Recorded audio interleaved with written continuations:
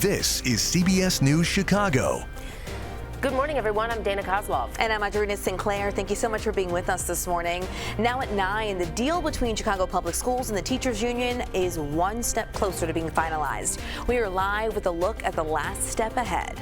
And a death investigation in Bronzeville after someone alerts police officers to human remains. Police now trying to figure out the circumstances around that death.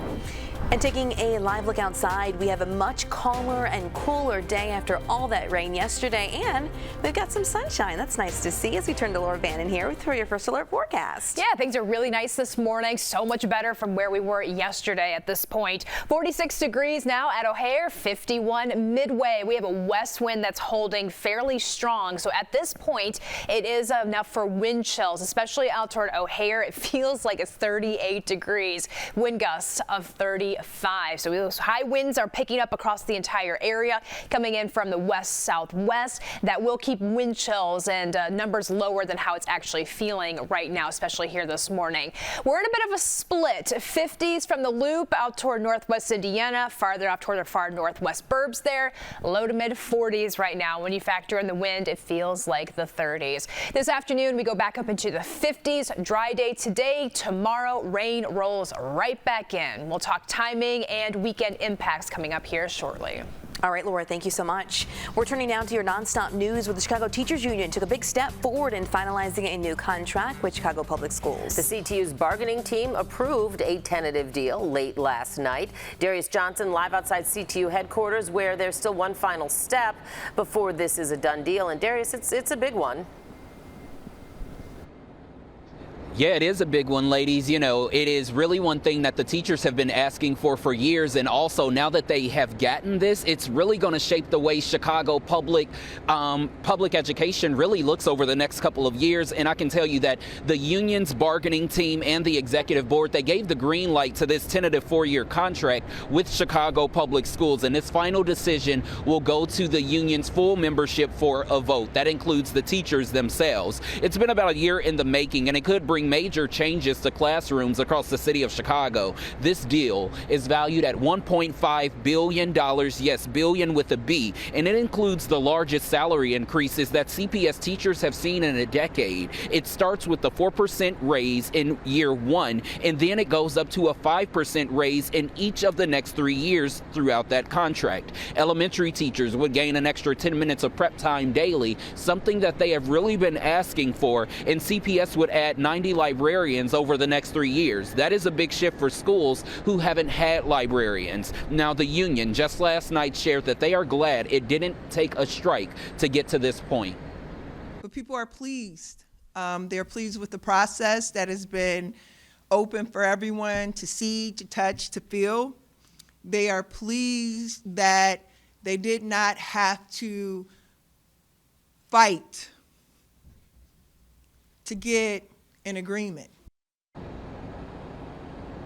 Again, that full union vote is expected to take place next Thursday and Friday. Until then, CPS and CTU will be watching closely to make sure everything closes properly. Again, this deal, Dana and Adrena, could really reshape how public education is handled here in the city of Chicago for years to come, especially for teachers who are longtime members of the Chicago Public School District. We're live here at the Chicago Teachers Union headquarters. I'm Darius Johnson, CBS News Chicago. All right, Darius, thank you. Well, today a coalition of parents and educators are speaking out against what's known as the Homeschool Act in Illinois.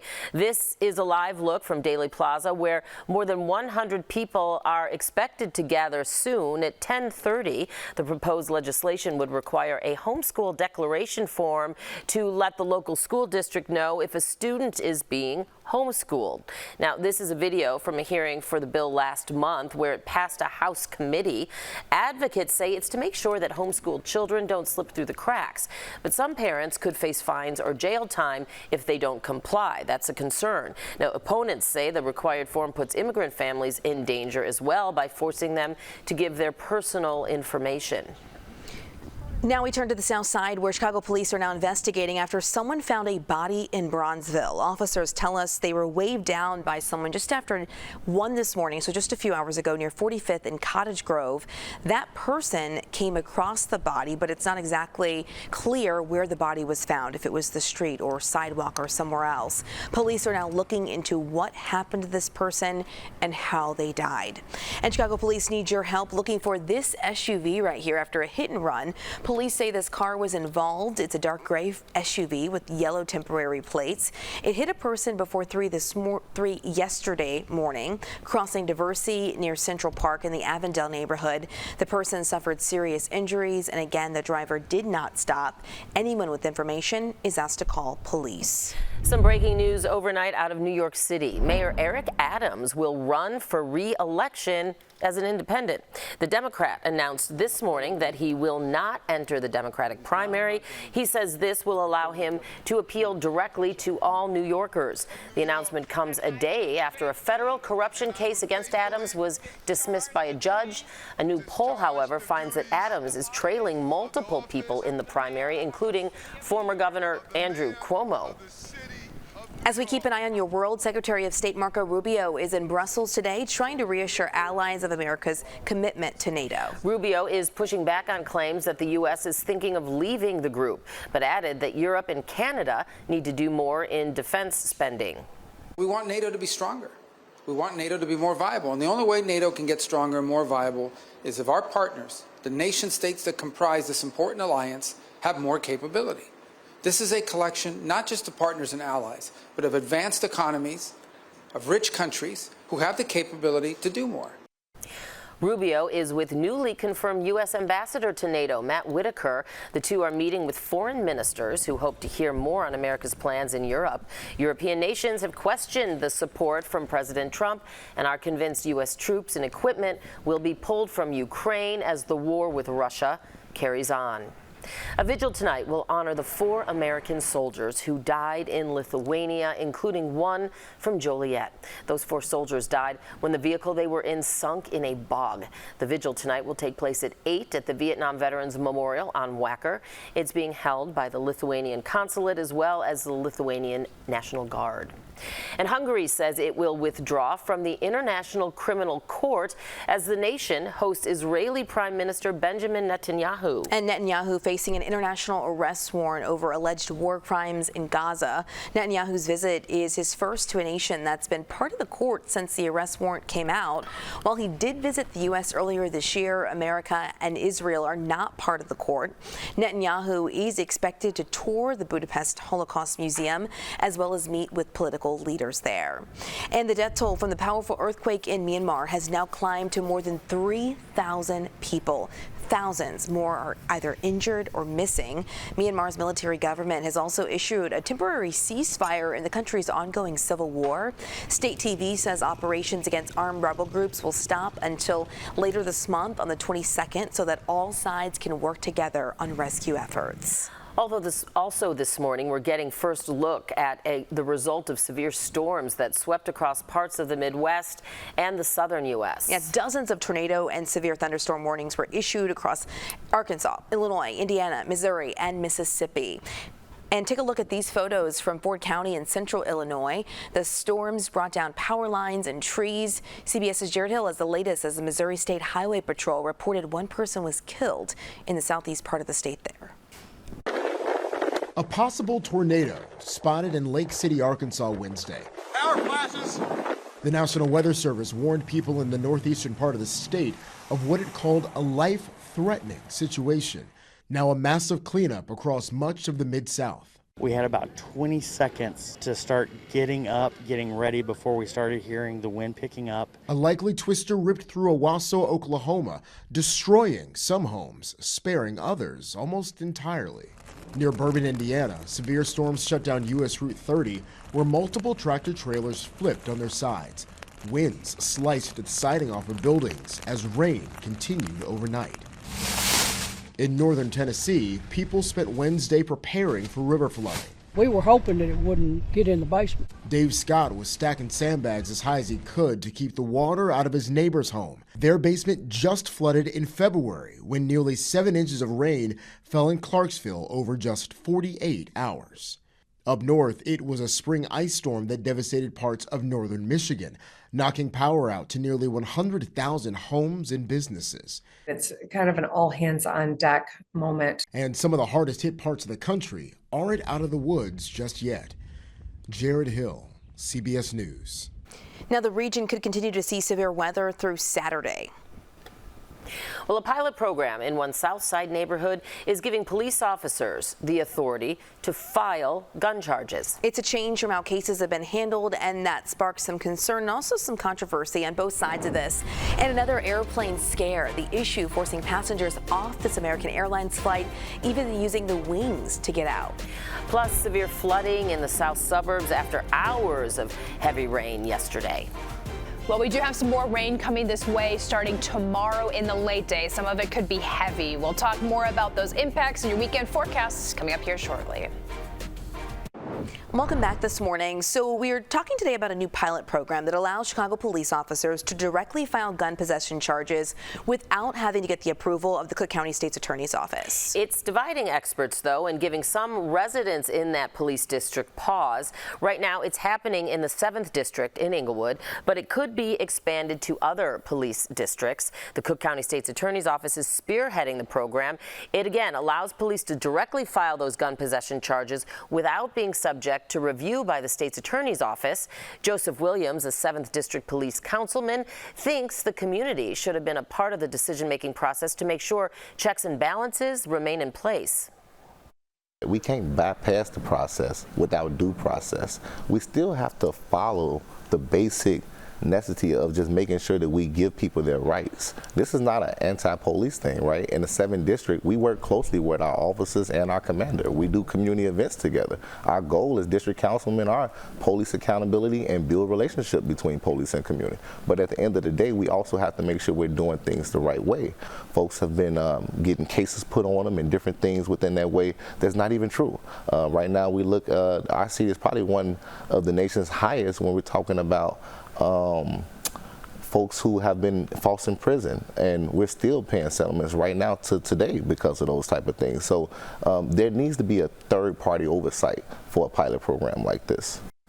Well, last year, the state's attorney's office declined about 10% of gun cases. We reached out to them about the pilot program. They gave us a statement. They didn't want to come on the show, but they said in part, addressing Chicago's longstanding epidemic of gun violence will take innovative ideas and creative solutions, and this pilot program is part of that effort. Now, the program included intensive legal training of officers and supervisors from our office and is focused solely on the lowest level felony gun charges. Now, if you live in the 7th District and you want to weigh in on this program, you can go to the meeting at Ogden Park Fieldhouse. It's at 6500 South Racine. It's happening Saturday at noon.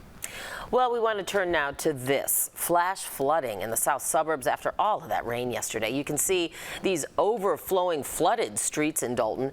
Drivers tried to get through them, but many ended up treading water and some ended up, well, stuck. We saw Dalton Fire and Rescue suiting up to help people stuck in those high waters. The water was much higher. Nowhere. Much higher. I mean, to the point where I couldn't get out of my car. The fireman carried me on his shoulder. If you see the cones and barricades, don't go around them because you're going to get stuck. Your car is going to flood out. Our crews in the area saw flooded streets all over Dalton and Robbins for much of the day and night yesterday.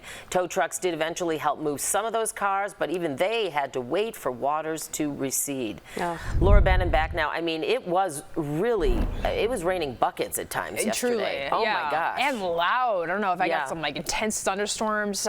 Again, severe weather was to the south and east. It wasn't a widespread threat, but you can see the impacts there. We had some damage too. So I am concerned about a flooding threat as we go through at least Friday into Saturday. Today is the dry day. We have breezy conditions, cool temps in the not the 30s. That would be weird. Well, we do see that next week at least. 50s now. We get some rain showers back in the area starting tomorrow. Monday, that's when things get really interesting. We've got highs in the 30s, lows at night going down into the 20s with rain and snow showers in the forecast by early next week. No snow here this weekend. It's sunny It's beautiful over Navy Pier. 46 degrees. Feels like it's 38 with a west wind that's coming in at 22 miles per hour. Mid-50s Northwest Indiana, Midway 51. Low 40s from DeKalb and McHenry. And with the wind right now, feels more like the upper 30s. That line of thunderstorms that went through the area is still impacting parts of the country. We're in heavy rain. We've got flash flood warnings right through the mid-state in Tennessee and some additional showers and thunderstorms well off toward the west. Now, our next rain chance is going to hold off until tomorrow afternoon and really favor for areas farther off toward the south of 80. It is possible that we do see that main axis of precipitation shift farther north, so that's going to have a drastic impact on our forecast for Friday. But right now, keeping a chance for some showers, heavy rain to the south, and then overnight into Saturday, those shower chances will continue. The future rainfall forecast, see the color coding right here. That's really just going to help guide you to see where the heaviest rain is going to be rolling through. For the Chicago area, anticipated to pick up about 1/4 of an inch of rain going through late Friday into Saturday. And due to all the rain that we picked up yesterday, that does raise the concern for some flooding problems. 7-day forecast, wet weather from Friday into Saturday. We're dry. Sunday, coolest lakefront, 51 degrees. We go down to 39 for a high on Monday, 26 degrees by Tuesday morning, 40s and 50s through Tuesday into Wednesday. So that'll be an interesting morning commute, afternoon commute for early next week. We'll worry about it then. How are we looking now, Chris? And it's going to be Monday, too, so we're all going to be in it together. Hi, Laura. We're on Friday Eve patrol here, and as we get out on the roads around Chicago, yesterday the challenge was the weather. Today the challenge is each other, because we keep running into each other all morning long. We've had crashes, and that trend, unfortunately, continues. On 8094, coming out of Indiana, welcome to Illinois. You're now going to be talking to the police and maybe going to the body shop. 2 right lanes are blocked. Westbound on 8094, right at the Illinois state line. So it's literally welcome to Illinois, and you stop. So you're backed up pretty solid now from Kennedy Avenue over to that point. Core expressways are glowing brightly here. The inbound side of the Edens is a mess. It's jammed up from just past, a little bit before Dempster now, all the way down to just before Toohey. Got a semi on a car that wrapped it up. They're on the right shoulder there. Everybody's okay. Kennedy Expressway, of course, well, that's the world's longest parking lot, so that goes without saying. We've got all of the road work going on there. That's the reason for that. And the road work lane split southbound on the Tri-State Tollway, really confounding people that may be coming from O'Hare and wanting to start their day somewhere in the western suburbs. The southbound Tri-State is solid out of the Grand Avenue curve down to that point. O'Hare cancellation still, leftovers from yesterday's bad weather. 168 flights are canceled at O'Hare, still only 5 at Midway. Chris Habermill, CBS News, Chicago. All right, Chris, thank you so much. Well, take a look at this here that's coming up. American Airlines passengers evacuating a flight, even using the wings to get to safety here. The plane had a maintenance issue Tuesday after it landed in Augusta, Georgia from Charlotte, North Carolina. Passengers say there was a burning smell and there was some smoke filling the cabin. Thankfully, everyone got out safely. American Airlines, though, said another plane on the same route had a mechanical issue yesterday. And a stress management team is set to meet with air traffic controllers at Washington's D.C. Reagan National Airport. That's after a deadly crash back in January between an airliner and a Black Hawk helicopter, and another number of high-stress incidents that we've been reporting on. According to the FAA, there were 15,000 near-miss events at the airport between 2021 and 2024. And just last week, an air traffic controller was charged with assault and battery after a fight in the control tower. All of this comes as there is a nationwide shortage of air traffic controllers, with only about 70% of staffing filled as of September 2023. Well, global markets feeling the effects of President Trump's new tariffs on more than 60 countries. The effects felt here, too. House of International leaders say they plan to retaliate. And the Chicago Latino Film Festival kicking off today. How to see a variety of movies by filmmakers from around the world. Dana and Audrina, you guys got to get excited because coming up in about 20 minutes, it is the main event. We're here in the lights, camera, action area of WonderWorks, which has been transformed into Dino Works this week. It'll end on Monday. That's your last opportunity to come out here and explore it. But they are going to dress me for the main event, which is, Jackson, do you know what's coming up? What are we going to do? A dinosaur parade. That dinosaur parade. Okay, let's go over to the dress-up area. And I know Jackson, Michael, everybody, Charlotte, they're all gonna help me dress up. Okay, so this is the outfit that I'm gonna try on for this dinosaur parade. So I'm gonna get dressed, and coming up, you guys will be able to watch it live, which is so exciting. Are you guys excited? Yeah. Yes, yes. Okay, cool. We'll see you guys right after the break.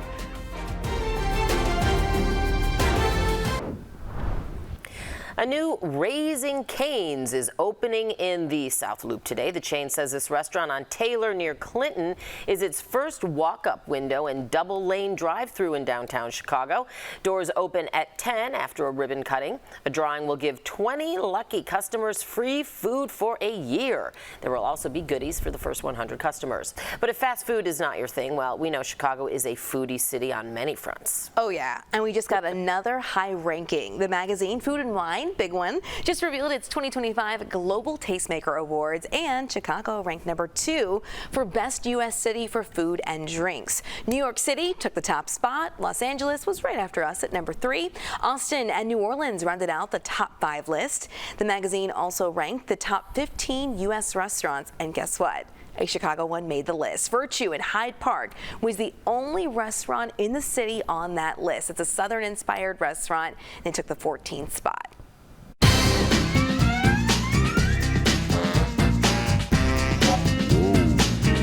And speaking of food, you're so excited. I am. We need your vote today for Chicago's top dog. Polls close at noon for the remaining 4 restaurants in our tournament, and we want to know who serves up the best hot dog in town. And here's who it's now boiled down to. Superdog is up against Wiener's Circle, and Portillo's is up against Byron's Hot Dogs. You can get your vote in by heading to CBSChicago.com.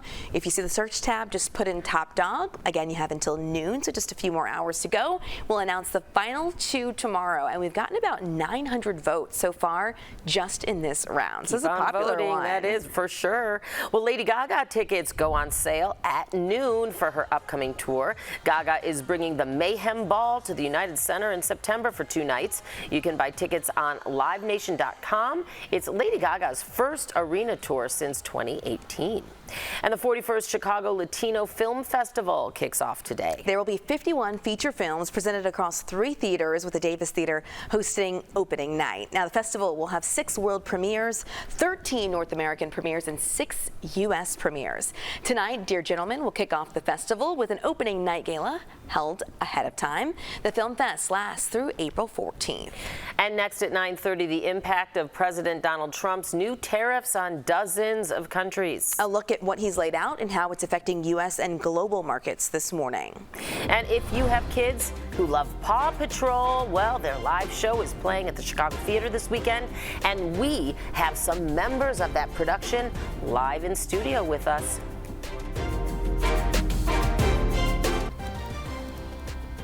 This is CBS News Chicago. Good morning, I'm Audrina Sinclair. And I'm Dana Kozlov. It's 9:30. Thanks so much for staying with us on this Thursday.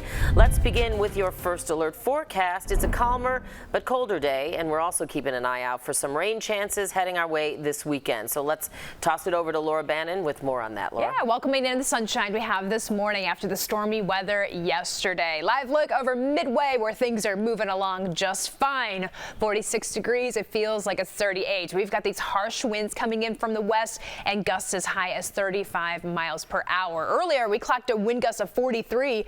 We see that now up toward Waukegan. So some high winds in place, and that puts the wind chill down into the 30. In fact, 33 for a feels like reading McHenry, DeKalb, 37 Aurora. But notice there's a split. Farther south, Midway to northwest Indiana, temperatures holding in the 50s. The wind is here to stay, but we do recover back into the low 50s here this afternoon. Cloudy skies, rain on hold for now into tonight. Tomorrow afternoon is when we get those showers back into the area. Tracking that in your first alert forecast coming up here shortly. All right, Laura, thank you.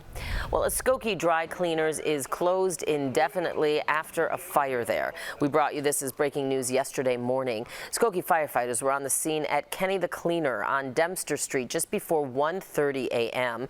Eventually, it took 8 fire departments to put out the fire. The owner told us everything inside is destroyed. destroyed, and he had to let the customers know as they showed up to pick up their clothes. They've been in business for more than 20 years, and he says serving the community and their employees are their top priorities. It's been our career. This is our home. And the people who work here, they're our family. There are 4 other Kenny the Cleaner locations, 2 in Wilmette and 2 in Evanston. It's still not clear what caused that fire, but the owner told our crews he just got a letter of intent from a possible buyer of that business just this week. Work begins in the next hour on a complete restructuring of Oakley Avenue in West Englewood. So the Chicago Department of Transportation breaking ground on this $9.7 million project. Oakley Avenue will be under construction from Garfield Boulevard to 57th Street and then from 58th to 59th. The work includes some new water main, sewer main, curbs, and also resurfaced streets. The project was never completed when Congress cut funding in the 1990s. Also happening today, the Gurnee Park District is holding a meeting about Hunt Club Park's new playground. Park District staff will unveil the plans and take questions and feedback. The playground on the west end of the Hunt Club Park was originally built back in 1999. Tonight's meeting runs from 5:30 to 7:30 at the Hunt Club Park Community Center. All eyes right now on the New York Stock Exchange. That's because we're seeing how the markets are reacting to President Trump's sweeping tariffs this morning.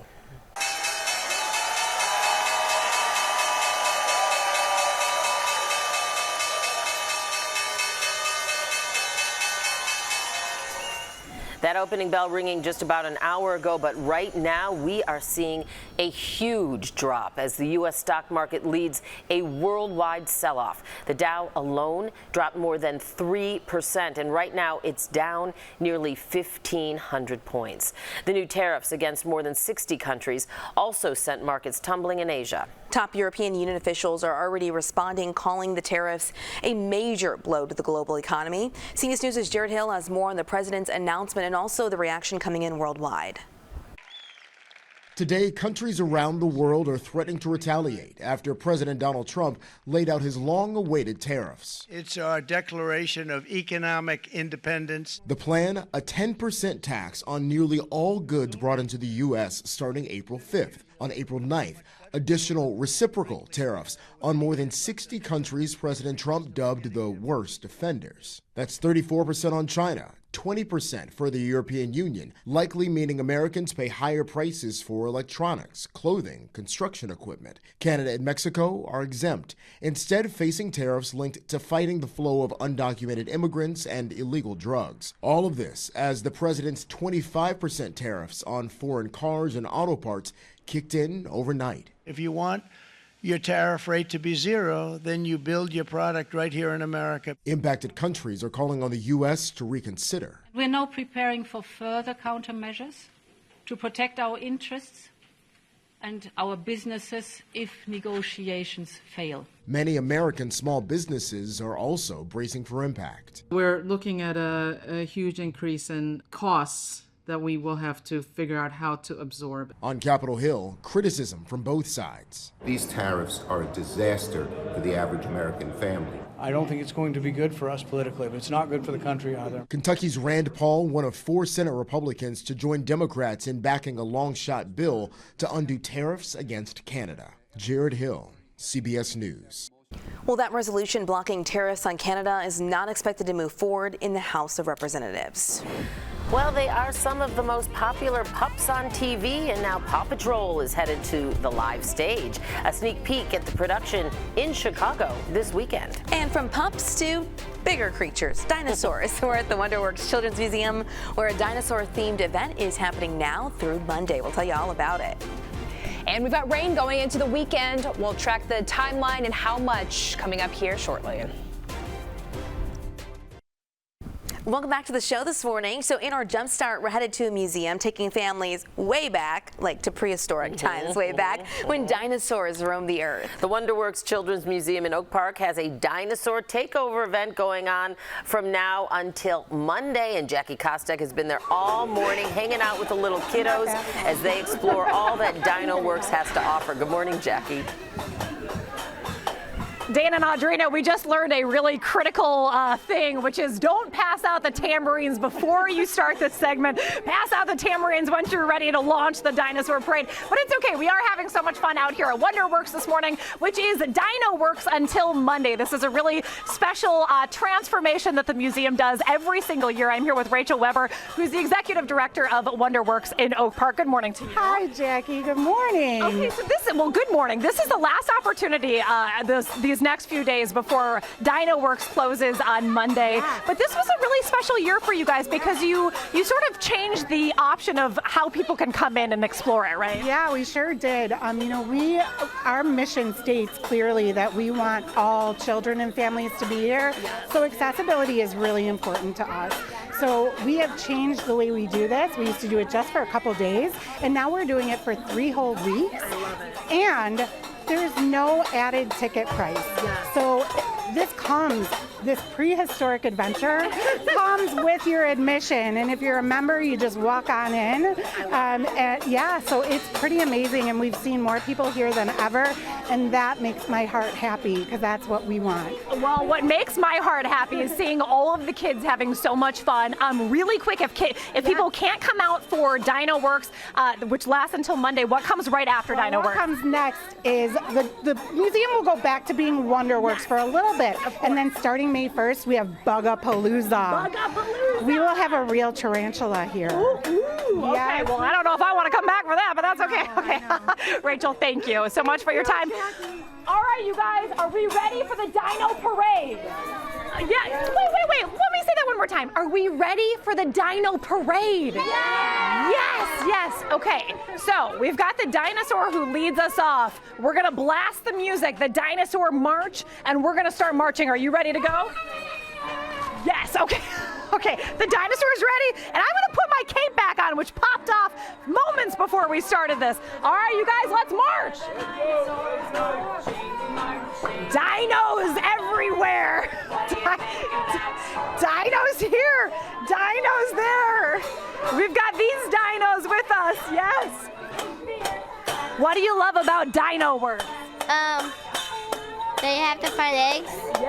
Yes. Okay, we're going to keep flowing. Keep it going, you guys. Jackson, what do you love the most about Dino Works and the Dino Parade? Dressing up as costumes. Oh, the costumes. The costumes are so much fun. He actually picked this costume out for me, which I love. Okay, what about you, Charlotte? Charlotte looks so great in her outfit. I love it. What about you? What do you love about Dino Works? I love about Dino Works is we get to dress up like dinosaurs. I mean, dressing up like dinosaurs is so much fun. All right, one last option. What do you love about Dino Works? About when a dinosaur works. Yeah. Dinosaurs. Dinos here, dinos everywhere. Dana and Audrina, I think I need another cup of coffee or something, but this has been a real blast out here this morning. Ladies, back to you. I mean, cuteness overload. Oh my gosh, I love it. And they look like they love you too, Jackie. It's a bonding experience. Oh, thank you. Well, yeah, I have been bonding with the kids. Yeah, they picked out my costume for me. It's been a special morning. I love this outfit too. Dude.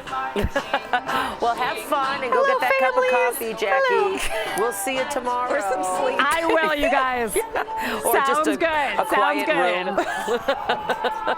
And to meditate and you know what this made me think about? great. Like, spring break for so many families, like over like this few week span. And I'm just thinking about how many rooms parents have set in like that, where it's just all the action, all the craziness, all the fun. And sometimes, though, being one of those former parents, when I had my littles, we would take them to a place like that, and we would just go into a corner as far away and keep eyes on them and make sure they were just fine. As long as you see your dinosaur, you're good. Yeah, we're going to sit right over here. Quite often with a cup of coffee, too. Yeah. A little spiked coffee. No, well, it depends on what time of day. Let's just leave it at that, shall we? Dana liked to party. Well, I like to keep my sanity. Sane, Just you got to hold on to that as long as you get it. 9:45 till 10, everyone. We've got a nice looking day today. Some sunshine here this morning. morning. A breezy, cool day. Rain's going to be coming back in tomorrow. So wet weather building throughout your Friday into Saturday. Sunday's a dry day. And then our first alert change. We've got some rain and snow showers in the forecast for early Monday. Temperatures are going to be taking a huge dip here, going down into the 30s for highs. Now, we do have wind chills right now in the 30s and a range of temperatures. O'Hare's at 46. It's 5 degrees warmer at Midway. 51 Joliet. Mid-40s Waukegan and Aurora. Out toward Kankakee, it's 52 degrees. Dry weather here across Chicago. Some sunshine, but notice that's going to change as clouds start to increase. We may pull in a sprinkle or shower, mostly for areas farther off toward the south. South of Chicago is going to be the big focus for the rain that we do see as we break for the weekend and for tomorrow in the late day. So dry weather, we're in and out of the clouds tomorrow morning as sunny starts. A little colder, upper 30s and 40s in the morning hours, and then we go back up into the 50s. By 4 o'clock, here comes the rain. It's going to be a split forecast. Most of this is going to be falling farther south of Chicago. Rain showers will continue overnight into Saturday. In terms of the heavy rain and the big flooding problems that we may see through that Friday, Saturday time period, right now looks like that's going to stay well far south of I-80. That may shift though, and if that shifts, that's only going to increase that flooding threat, especially after all the rain that we had in the area yesterday. But right now we're on target to pick up about 1/4 of an inch of rain here across Chicago. I don't expect major impacts for the Chicago home opener either. 53 degrees this afternoon, breezy conditions. Tonight, chilly down to 40 degrees outside of Chicago. Some temperatures in the upper 30s tomorrow morning. 50 for a high tomorrow with building rain showers carrying over into Saturday. We remain in the low 50s for highs now through Sunday. Monday is the day that we'll have to monitor closely for a high of 39. Rain and snow showers developing throughout the day. 44 and sunny on Tuesday, 57 by the middle part of next week. All right, let's go over to the First Alert Traffic Center. Chris, it's been nice to see the sunshine here this morning. Very nice to see the sunshine, and that helps when we're cleaning up crashes all over the place. If we would quit trying to occupy the same spot at the same time in physical space, maybe we'd get the work okay. Right now, they're backing up a whole bunch of folks with a bunch of crashes that are going on out there, but they're in the cleanup stages, so off to the maps we go. You're going to see a very long line of red and amber down here coming out of northwest Indiana, getting into Illinois. It literally breaks open right at the Illinois state line, starts all the way back at Grant, so you got a couple of good miles of traffic there. All right, 3 miles of traffic westbound, solid all the way to where a box truck crashed. And not only are the Hoosier helpers, but IDOT working together to try and get that cleaned up. So right there, we've got a two-state cleanup.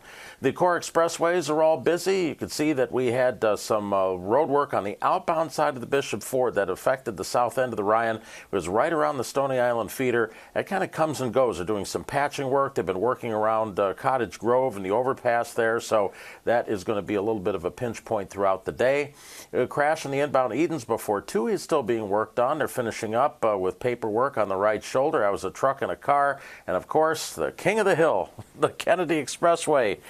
Don't forget to write if you get in the work zone. Have a great day. Drive safe. Let's be nice to each other. Chris Habermill, CBS News Chicago. Paw Patrol will be there on the double whenever there's a problem round Adventure Bay. Ryder and his team of pups will come and save the day. Is this on repeat in your house? If you have young kids, maybe grandkids, they may be a fan of the popular show Paw Patrol.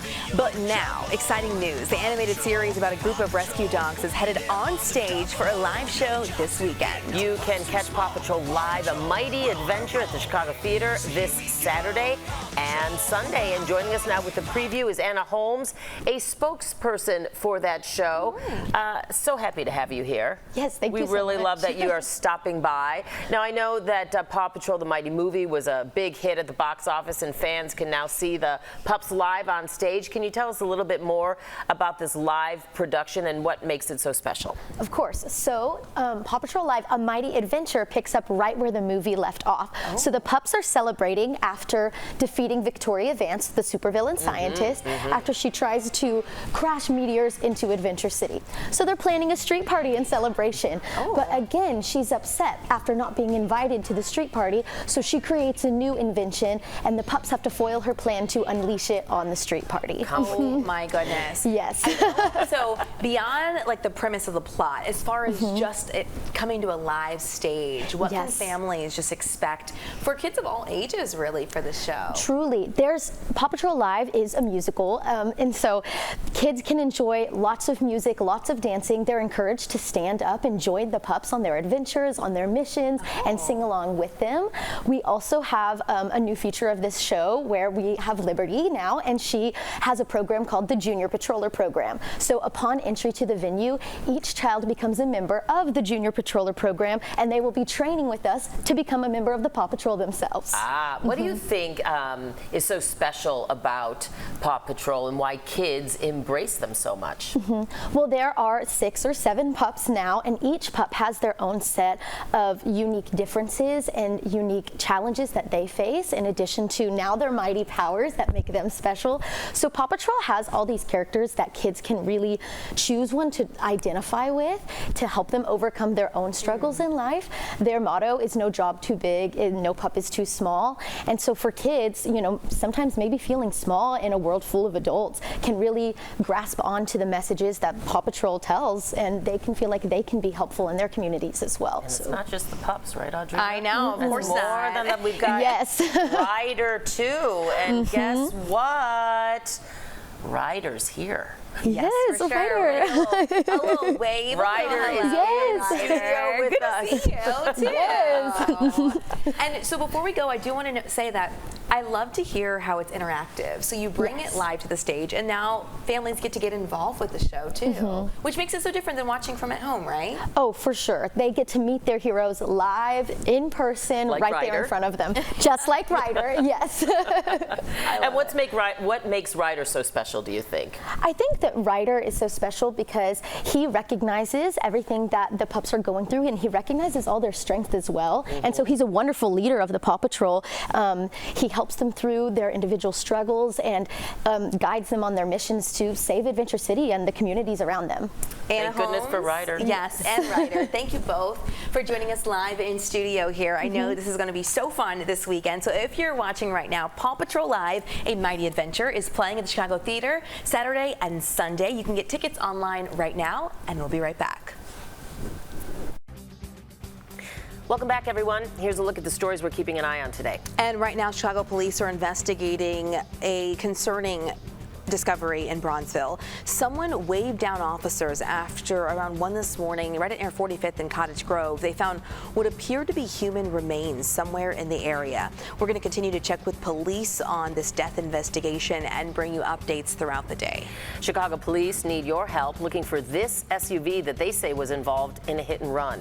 A person was crossing near Diversey and Central Park yesterday morning when they were hit. The victim is in the hospital with serious injuries. Anyone with information is asked to call Chicago police. The Chicago Teachers Union took a big step in making its tentative contract a sure thing. Yesterday, the House of Delegates approved it, but now it's up for the full union and rank and file to vote. The contract includes higher pay, smaller class sizes, and more prep time for teachers. They'll start the voting a week from today.